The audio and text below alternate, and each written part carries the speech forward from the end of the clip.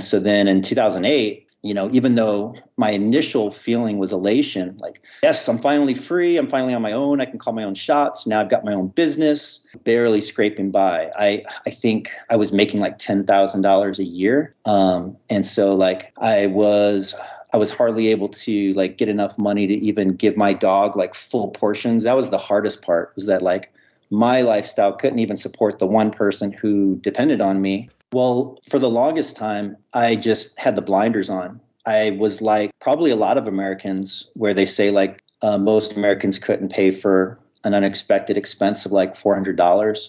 That was definitely me. Because welcome, millionaires and future millionaires. You're listening to the Millionaires Unveiled podcast, a show where you'll hear the stories and interviews of everyday millionaires. We'll unveil their decisions, their strategies, and their portfolio allocation. Now to your host, Jace Mattinson. Welcome to the Millionaires Unveiled podcast. This is episode number 331. Don't have a ton of housekeeping today. In fact, today we have a super special treat. We have a returning co-host, Clark. In fact, this episode is from the archives. So we recorded this in the summer of 2021 with Jeff. At the time, his net worth was $670,000. And he basically said he was going to come back on the show in 2025. However, he came back on in 2023. And so we will release his millionaire episode on Monday. But thought it'd be interesting to have his soon-to-be millionaire episode, even though we recorded it a couple years ago, released today. So with that, let's get into the interview with Jeff. Jeff, do you want to just give us a little about your background and what you're up to now? Sure. Thanks, guys. I really appreciate the opportunity to meet you guys virtually. And I would say that I describe my pseudonym, my alter ego on my blog is the combination of Jack Bogle. If he met RuPaul and they had a baby, that baby would be called Homo Money. And that's kind of like the alter ego that I like to blog from. And I've learned definitely a lot from the School of Hard Knocks, making a lot of mistakes, which I know you guys ask about that later. I was pretty like top of my class growing up in high school. Went to film school for college. Was able to graduate from college without any student loan debt, thanks to the Navy ROTC scholarship. Got a degree in film, which now I use a little bit with my full-time job. And, after serving in the military 6 years, I bought a condo, and then I took equity from the condo and I bought a house, not knowing what I was doing. And, then I lost everything when we had the downturn, because that was around the time I got out of the military. So then in 2008, I was honorably discharged, trying to make ends meet with my own business. And that was really tough. That was like the hardest time of my life. And so then that was about age 28. So then at age 30, that's when I got the opportunity to get a government job. And so, veterans, it's a little bit easier to get our foot in the door with stable government jobs. And so, when that came around, I was just like, it was a life preserver, because it was just so hard. I have so much respect for people who can make a full-time living running their own business. So for me, it's like, it's good for a little side hustle, but I really like the stability and the job security of having something like a government job. So I've been doing that since I was 30. That was like 2010. So now I've been there almost 11 years, and I'll be retirement eligible after cashing in my 6 years with the Navy. Be retirement eligible in 13 years, retire at 55. And a lot of people in the fire community talk about like, are you going to retire at like lean fire or fat fire or regular fire? And because I have to wait until 55, that's my earliest retirement year or age, I'll be at fat fire at that point, because I'll have so much time letting my 401k grow, and I'll keep working on real estate investments and Roth IRA, all that stuff in the meantime. So that's me up until today. Awesome. And what is your net worth today? So it's an interesting question, because when we first connected 3.5 months ago, it was 600,000. and the math was so nice and clean. I was like, I'll be able to just break this down so easily for the listeners. And now 3.5 months later, it's like grown from 600,000 to 600 and almost 70,000. And I think that it's really exciting when you get to that certain point where, your nest egg is just taking off. It's just growing faster than you could put into it. But I figured when we do the breakdown, I'll just kind of go with the simpler numbers because I don't want to overwhelm people with like the specifics. Yeah, totally. Let's get into the breakdown. So what is it? So it's about 50-50 split. I've got 300,000, or I did have 300,000 in my 401k. Now it's more, and about 300,000 equity in between two different pieces of real estate. My first piece of real estate I got about 4 years ago. So that's about 250,000. It's 1-bedroom condo in San Diego. I put that thing on Airbnb pretty early on, and just like that's been going gangbusters, like 90% occupancy or more. And I was able to pay that off earlier this year. So now that's totally cash flow positive. My first cash flow positive piece of real estate. And then I've got about 50,000 in a second condo that I bought about 9 months ago. And that second condo, that was more like I was so fed up with COVID and just like being stuck inside for so long. And I was house hacking, like living with multiple roommates. I was in a 3-bedroom apartment for 10 years. And I was like, and working from home, I was like, that's enough. Like I need to start living life and start enjoying myself a little bit more. So I'm buying a condo. It's not going to be a smart financial decision. And I'm going to upgrade myself and get my own space. And funny enough, it's like, I had to come out to DC for a work detail, and it's interesting to see that like I've been able to find renters like travel nurses for almost the entire time I've been out here. That's more than covered the mortgage. And I thought, well, this isn't going to be a smart financial decision. This is just going to be like a splurge purchase. So it was a really nice surprise to see that it could be not just a liability, but it could be an asset anytime I'm not there living there. So anyway, that's 250 plus the 50,000 for between the two properties in equity, and then 300,000 in my 401k. And with government employees, it's called TSP, Thrift Savings Plan, and that is divided up about 40-40-20. So I've got 40% in the C fund, 40% in the S fund. That's small cap and large cap, and then 20% in the G fund, which is like the bond fund.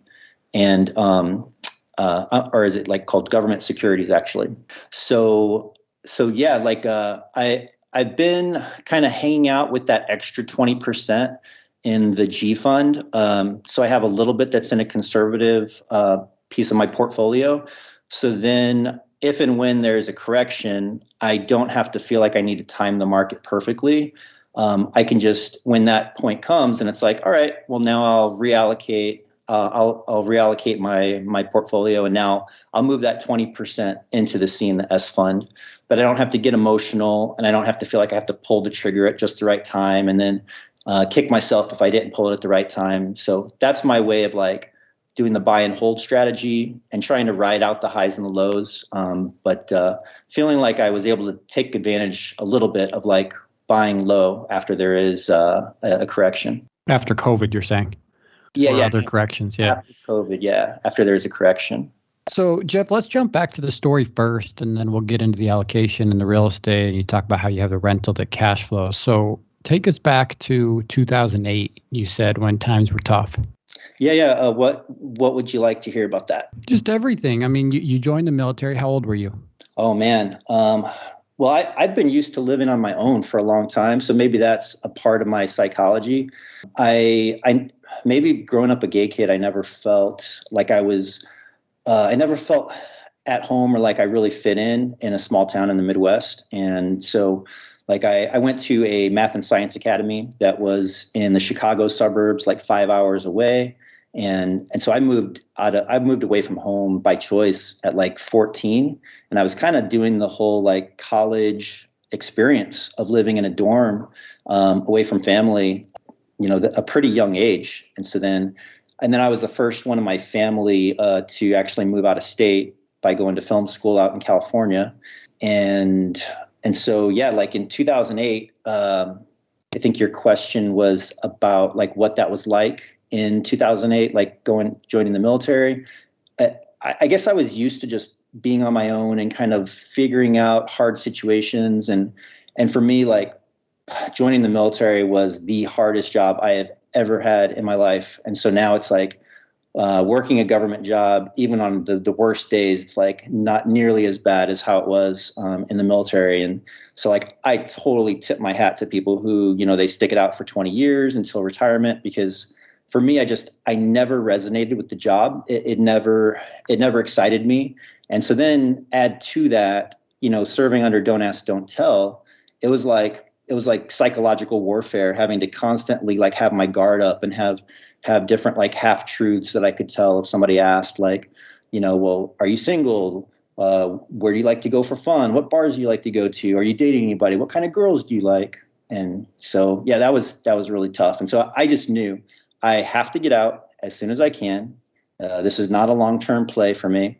And so then in 2008, even though my initial feeling was elation, like, yes, I'm finally free. I'm finally on my own. I can call my own shots. Now I've got my own business, barely scraping by. I think I was making like $10,000 a year. And so like, I was hardly able to like get enough money to even give my dog like full portions. That was the hardest part, was that like my lifestyle couldn't even support the one person who depended on me. And so she was getting really skinny and her ribs were showing. And luckily, I guess, because my financial situation was so dire, going from having the steady military income to then being self-employed and hardly making anything, when we had the real estate correction, then I had to I had to write a hardship letter to be able to do a short sale with the mortgage company. And so that was just kind of like a very easy sell, because it was just so clear that I was not able to afford these mortgages anymore. And so that was like super stressful. But I guess the saving grace was that because I was defaulted on my mortgages, well, then I didn't have that as an expense. And I was able to live in one of my primary residences. I was able to live in one of those pieces of real estate with like rent free. And so that is how I was able to survive living in San Diego for $10,000 a year. And yeah, it was tough times. Before I finally like defaulted on that loan, then I was just kind of like, I was still trying to keep my head above water, keep the house and the condo rented. And I would rent a bedroom, and then I would feel like I'm not comfortable here. I think I should move somewhere else. I moved like 4 times in 1 year. And that was, moving one time is stressful. And so, to have to move all your stuff multiple times. And that was crazy. And so. So you had how many properties, Jeff? Two. Yeah. The condo and the house. Yeah. I got the condo using a VA loan. So it was like zero down. And then after like 2 years, I had like $100,000 in equity in it. And I was like, I can't go back to just, because I was stationed overseas. And after I came back from Japan, being stationed over there, I was like, I can't just go back to living in this little modest 2-bedroom condo. I got to like live the high life. I got to be a baller. I want to be a dual property owner. So I was like, I got $100,000 in equity. I'm going to take out a HELOC, a home equity line of credit. And I'm going to put that as my 20% down on a house. And then it was like, easy come, easy go. Cause I started with 0 down. And then I basically ended up with 0 after I lost the house and the condo. Oh. So what was the biggest lesson learned? Oh man. Biggest lesson learned from losing everything was that financial education is something that we all have access to, and that it's not as complicated as the commission-based financial planners would make it seem, that we can all learn enough to be able to do the basics, because all of the people who are very successful with their saving and their investing, I think a lot of them would say they just have a very simple, boring plan.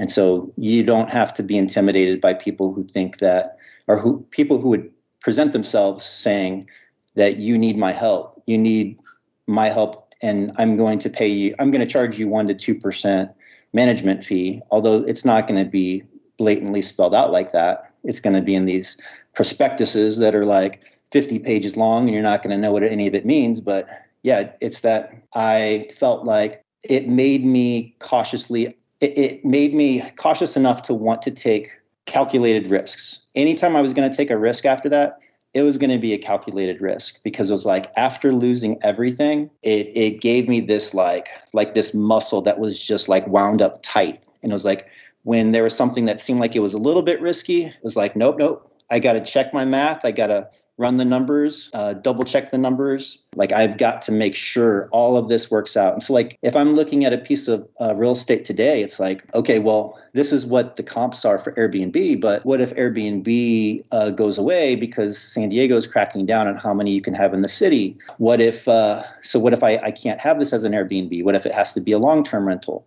All right, well, then I'll run the numbers for long-term rentals. Like, I'm always planning like a plan A, a plan B, and maybe even a plan C.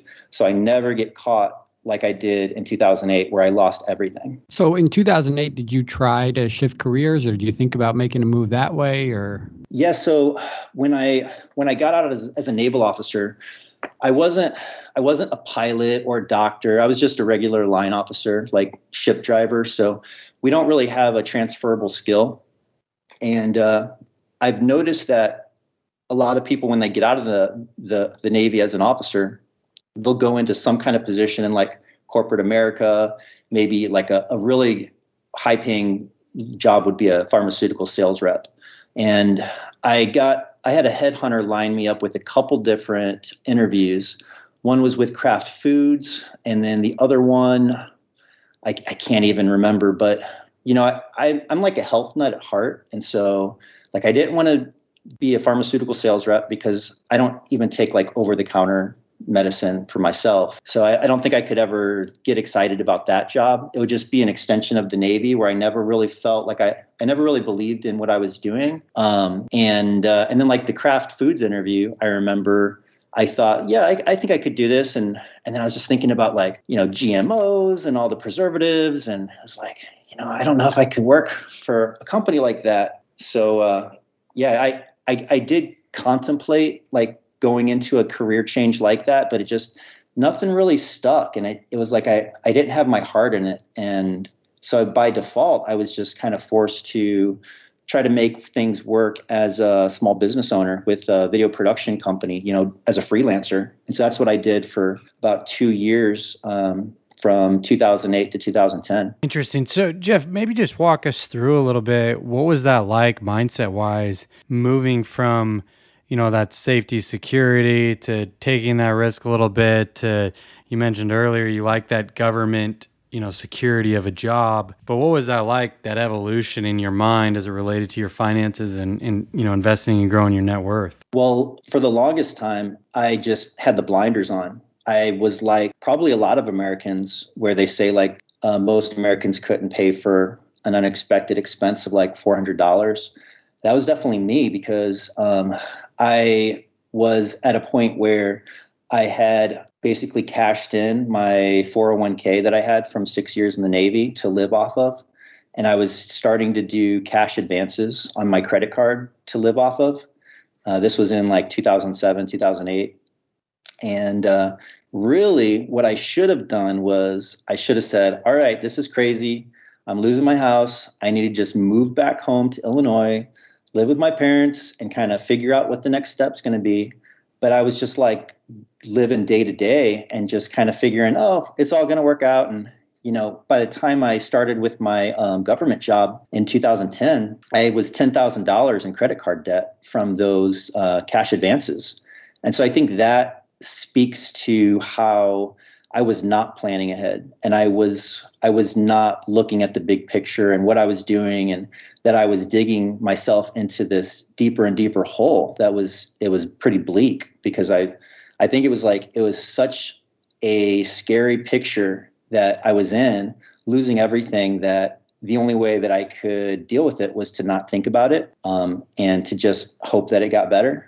But it was like there wasn't really anything to be hopeful about, to be honest. And so,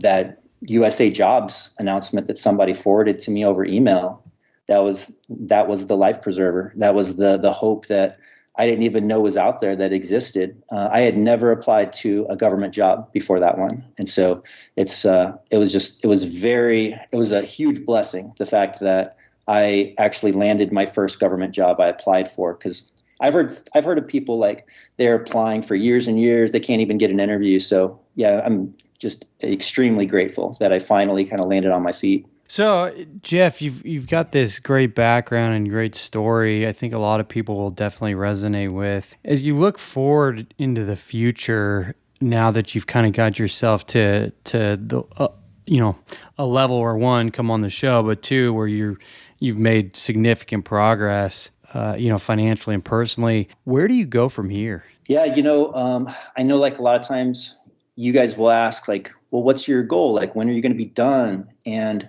I wrote a post about like how, even though I'm not a millionaire today, I can do a financial projection to know like, all right, if with everything growing at the rate it is, let's say 8%, I will be a millionaire in 5 years. So that is something that I can look forward to. And then after that, by the time I'm eligible to retire at 55, well, then my net worth is going to be X, and so it's interesting because I've always had to like struggle and hustle. And, before getting to this point, I had GI Bill benefits where I hadn't used it yet. And there was when I got out of the Navy, there was a 15-year expiration date on it.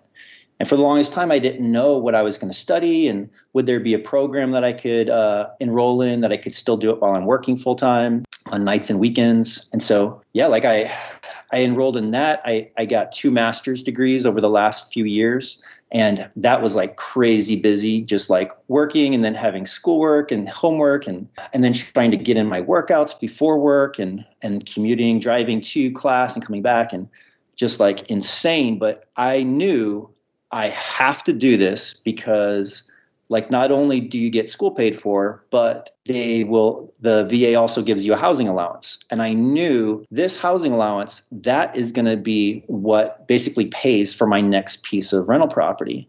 And so like, yes, I'm going to keep saving, but like that's going to be huge for me to have that windfall over the course of the time that I'm in school, because I just saved every bit of that housing allowance. It was about $2,000 because I get 80% of it with my 6 years that I served. And so, I saved that $2,000 every single month of the 2 years of school that was spread out over 3 years, because I took some months off. And so to get back to your question, I feel like this is the first time maybe in my life that I have like hit all those milestones and all the things that had like hard and fast deadlines. Like I have to get this done by a certain time. I have to buy a piece of property like as soon as possible. So time's working on my side and it's kind of starting to build equity. And I have to get my own place because I'm living at home in COVID, and I've got to, get some freedom and some autonomy and some of my own space. After doing all that and after taking advantage of my GI Bill benefits, before it expired, I feel like when I go back to San Diego in a month, when this work detail is done, it'll be like this huge burden off my back. Like I don't have to get stuff done. Like I don't have to do certain things by a certain date anymore. In a way, it's almost like I will have this mini version of financial independence, where those people who retire at usually younger than most, then they're at that state where they don't worry about things and they can kind of set their own schedules. I feel like I'm at that point now, and like I've run the numbers. My expenses right now are about $5,000 a month. Half of that is my mortgage, although that mortgage is being paid for right now while I'm on this work detail, so my savings rate's even higher. But like I was running the numbers before this call, because I usually don't look at them that closely. And it was like between my pension when I retire at 55, we have a Social Security supplement that covers us from when we retire up until 62, and my VA disability.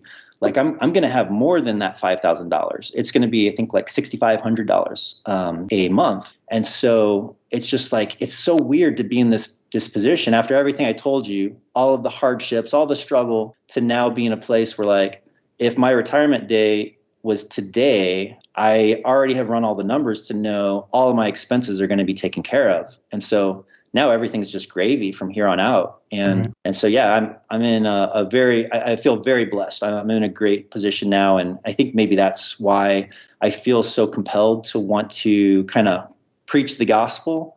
And even though it's very uncomfortable for people to talk about their own finances, they don't want to brag and they don't want to make other people feel bad. I think because I've been in such a bad place myself and I've been able to pull myself out of it, I think that's the thing that makes me want to kind of spread that message of hope that it is possible. And I think that's why I might feel that drive that, maybe I might be able to help somebody else who was in the same position that I was in. And maybe by putting a fun, like RuPaul spin on things and making the material a little bit sassy and a little bit kind of campy, like maybe then I can take a subject matter that might normally be dry to somebody, and maybe I can spice it up and get their interest enough where they can realize, like, hey, this isn't so intimidating after all.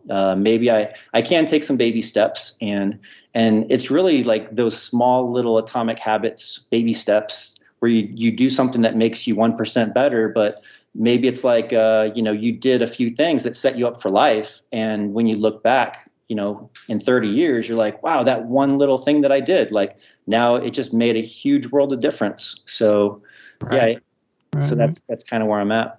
Yeah, well, thanks for opening up. So let me just ask you a couple things here on this while we're talking about the story. So was there a moment in time, a specific memory or something that happened where you said, gosh, I've got to figure it out. I've got to get it together and figure this out and move forward. Was there a time where it kind of that I've had it moment? Yeah, I think the I've had it moment was probably seeing my dog, Zoe, get, pretty emaciated and her ribs showing, and to have friends point it out that it was something that was noticeable to somebody who wasn't seeing her as often as I was. That might have been the breaking point, because it's like, if we have made bad financial decisions in our life and it only affects us, I think it's something it's a little bit easier to get up and say, all right, well, I made my bed, so I'm going to lie in it. But to have my bad financial decisions affect someone else,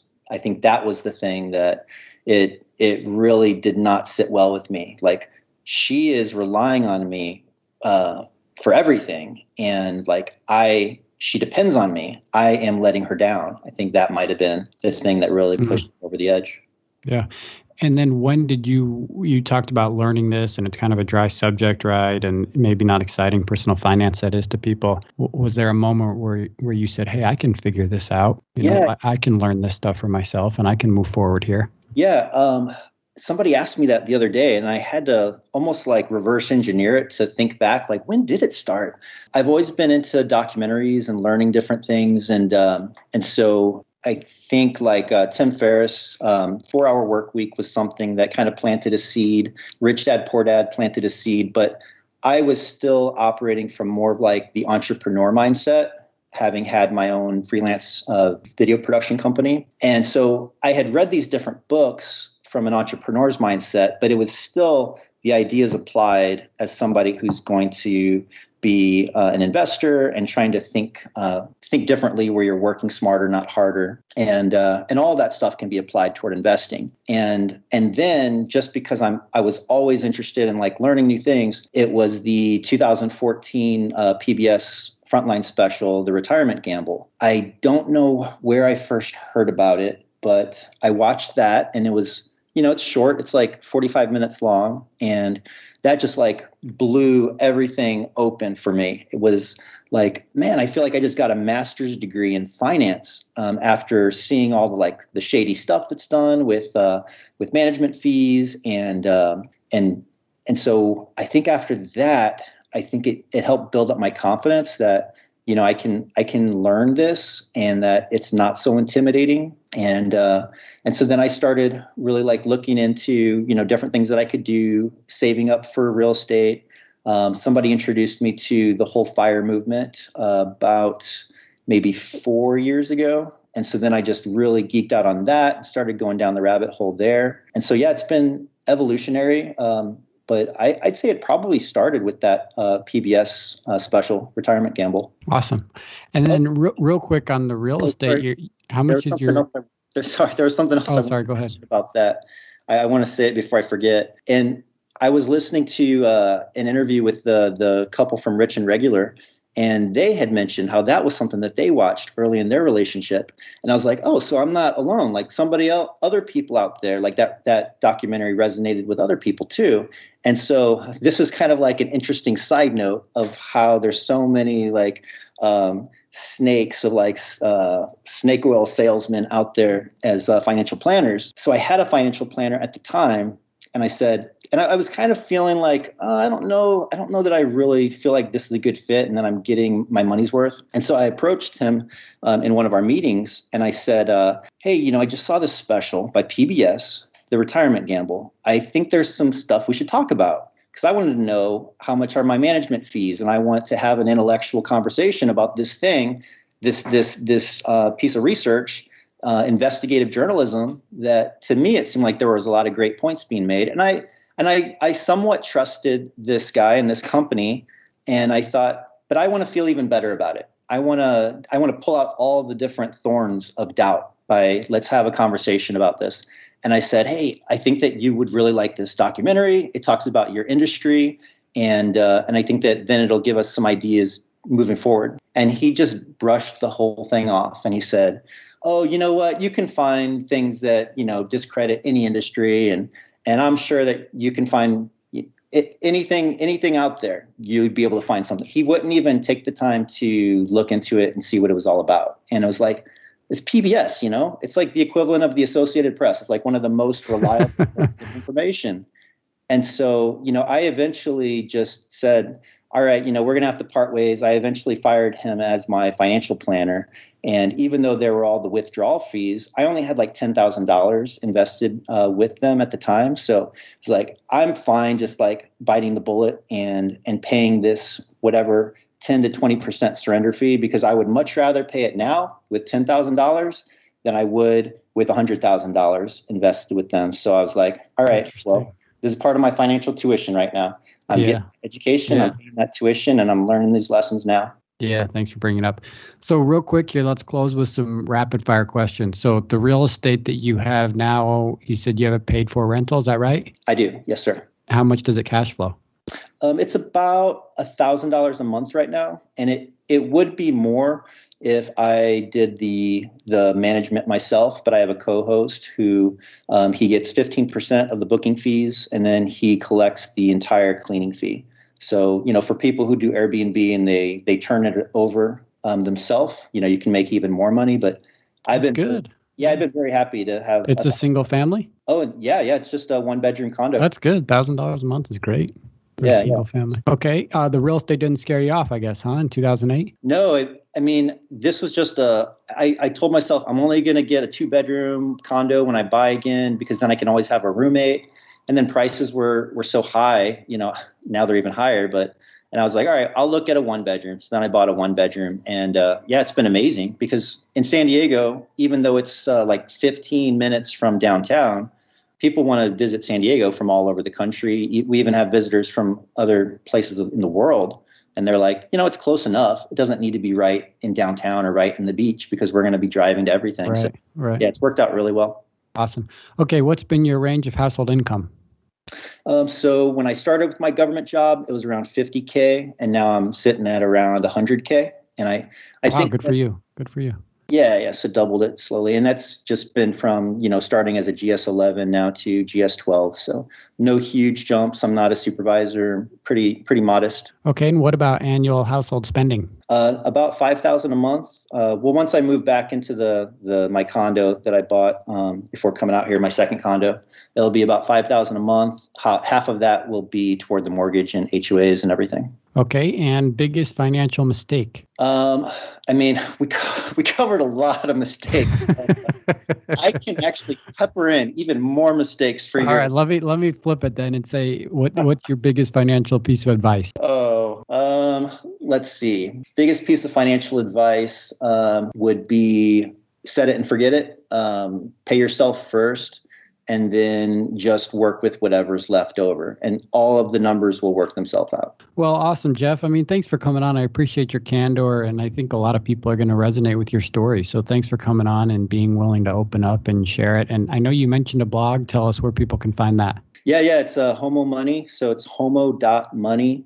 And, I'm going to be writing about military benefits. I'm single, I'm LGBT. So, if somebody's out there who is single, who's LGBT, who's an ally, who's military vet, I think that I'll be able to have some content out there that would appeal to somebody who might not fit into all the other categories of blogs that are out there. And I'll be writing about my mistakes. Like we didn't have a chance to talk about it, but I have sold some of the best stocks. Like I could have had Amazon when they first started. I could have had so much Apple, but I cashed it in to buy my second piece of real estate that I lost in the crash. There's just like so many things that I've done wrong with like the stock market and everything else that, I feel like I've got plenty to share with people. Awesome. Well, thanks, Jeff, for coming on. Thanks for opening up again. Net worth of over $600,000. Well on your way to becoming a millionaire. We'll have to have you on again to do your $1 million holler, as Jace calls it. So. I would love to do the $1 million holler. It would probably be around 2025.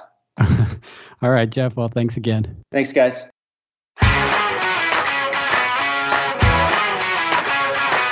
Thanks for listening to the Millionaires Unveiled podcast with Jace Mattinson. For more stories, investment opportunities, and information, check out our website, millionairesunveiled.com. See you next time when you'll hear from another everyday millionaire.